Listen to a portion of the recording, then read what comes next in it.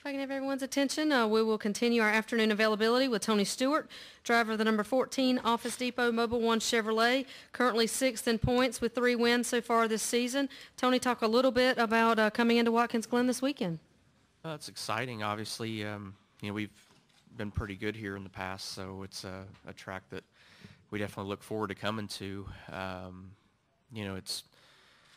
not sure it really tells you where your program is, but it's just a fun weekend. It's nice to get away from the ovals for a week and come to a place like this where we can, this track versus Sonoma is so much higher speeds that it's got a lot of the same characteristics, but very, very different at the same time. So it's a lot of fun to do something different this week.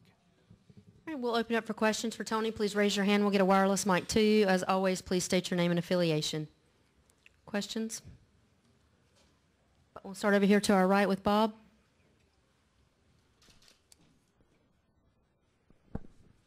Bob Harper, Sporting News. When Jeff Gordon was in here earlier, he was asked if there was any difference in the information you guys kind of trade with Hendrick, with Darian being gone and with his long relationship with Hendrick. And he said that you guys aren't in the Tuesday meetings over at Hendrick as often as you were in the past, but that you're still an open book. I mean, have you seen any difference in the amount of information you get from them or that you give to them?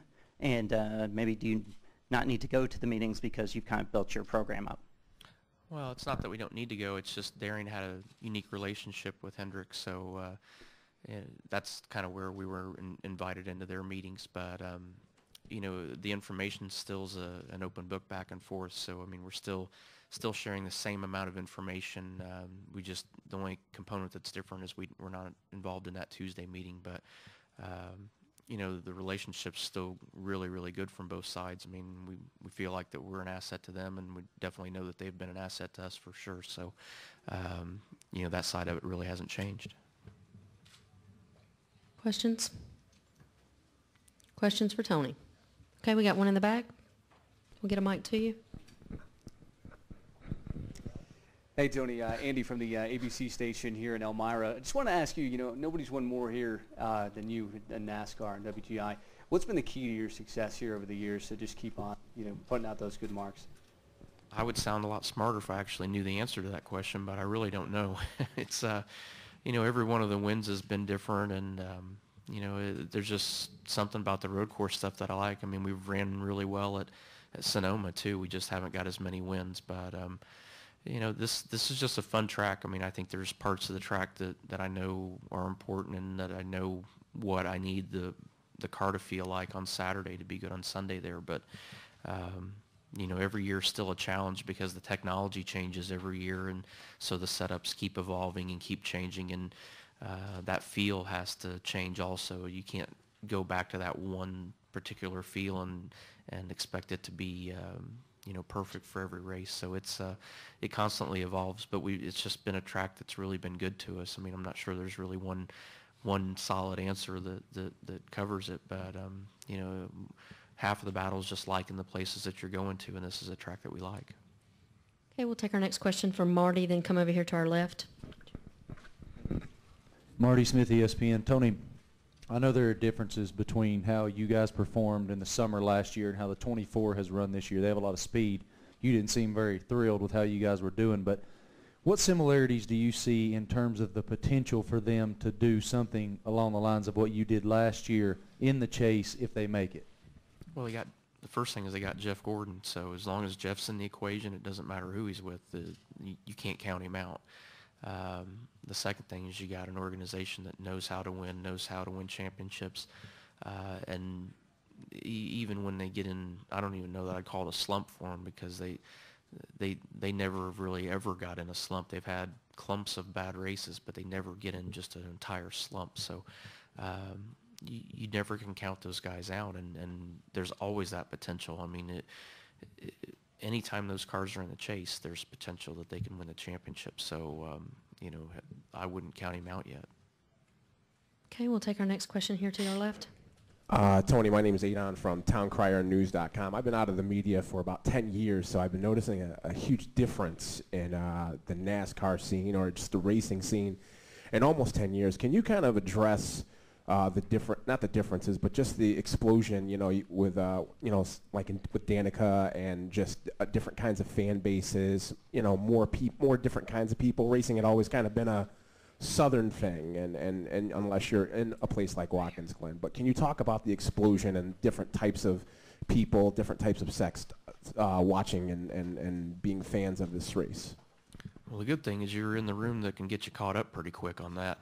These guys know pretty much everything that's happened over the last 10 years. But, it's evolved like everything else has. I mean, it's, the TV packages have got better and better. And, you're seeing drivers not only come from all over the United States, but you see guys like Montoya and Marcos Ambrose that come from all over the world. So, the attention that's been brought to it, they've brought in a unique fan base of their own from different countries.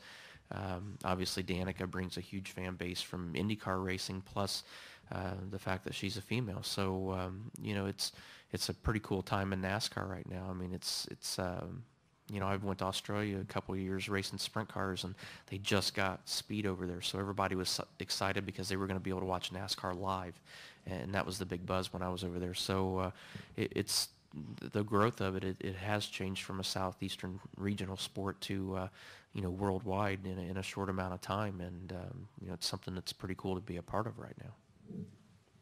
Okay, we'll take our next question right here up front. Hey Tony, Matt LaFleur from Speedway Media. You've been doing a bunch of sprint car racing here recently, and a lot of it up here in the Northeast, and I know the fans up here are pretty excited about all that. What's that been like, and what do you parlay over into your Cup car that you might gain on a weeknight at sprint? I've just had a lot of fun with it. It's a lot of people went on vacation there last week. I went racing 5 nights in a row. It's just that's kind of what I'm into in my thing. So I feel like the more time I spend in a race car, the better it's making me as a driver. And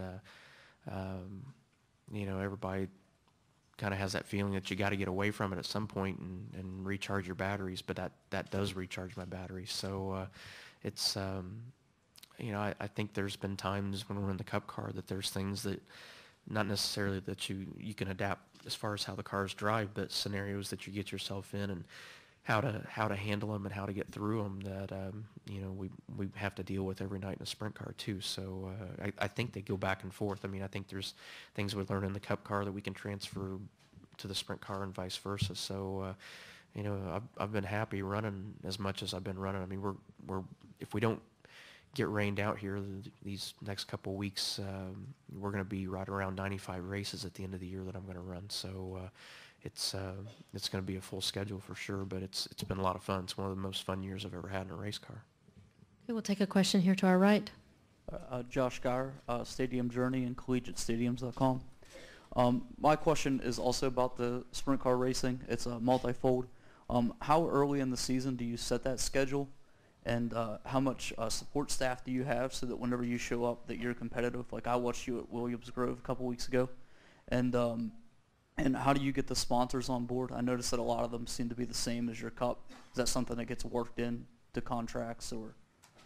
Actually, it's just something above and beyond that we do for our sponsors. They don't finance the sprint car program. All those sponsors that we have, we put them on the car just as a thank you, and it's kind of one of those things where we try to underpromise and overdeliver with them. So, a lot of them have throughout the year this year been able to go to a sprint car race, and we're really surprised that they had that kind of representation. So, I'm trying to think what the rest of your question was. Oh, okay. Yeah, we basically have 3 guys that go on the road with that team. I mean, a sprint car team really doesn't need a big staff of people. So we've got Jimmy Carr, who is our competition director for all of our open wheel teams, and he's been my crew chief. And then we got 2 other guys that go along with that car. So it's not a huge crew. The biggest thing has just been the travel cost and the operating cost. The fuel prices are killing a lot of the open wheel teams going across the country right now, but it doesn't really take a lot of people to do it, and we set the schedule clear back as soon as we got the schedules. The hard part is a lot of sanctioning bodies, their schedules don't come out till January or February, so as soon as we get the schedules, we try working them into our schedule and getting them in as early as possible. Okay, we'll take 2 more questions. Go ahead, Marty. Marty Smith, ESPN. In speaking with guys like Casey who go periodically run a World of Outlaws car with his own team, he always notes how hard it is to get up to speed and how fast those guys are in their particular discipline. And it frustrates the fire out of him. You go win. Would it be applicable to compare it to one of those guys coming over here and winning? I mean, what's that challenge like for guys typically? Well, I think the difference is, I mean, Casey's got to run a handful of them this year. I mean, I've run, I think, 40 races already this year with it, so it's a lot easier for me to adapt because I'm doing it so much. But it is hard. I mean, that's probably the hardest 2 cars to try to go back and forth between because of their handling characteristics and the physics of them. But it doesn't take Casey as long as he likes to explain to you, because he goes out and kicks butt with it too. But it would take guys a while to go from that type of car to here, just like it would take time for anybody that runs a Cup car to go over there and run those cars. Okay, final question up front. Yeah, I'm Matt Kelly from the Corning Crier. So looking at where you were last year at this point, fighting to get into the chase, and now you're essentially in with the 3 wins that you've had, what has that done mentality-wise as far as the focus for each race getting to the chase? Can you talk a little bit more about your preparation and getting ready to defend your championship?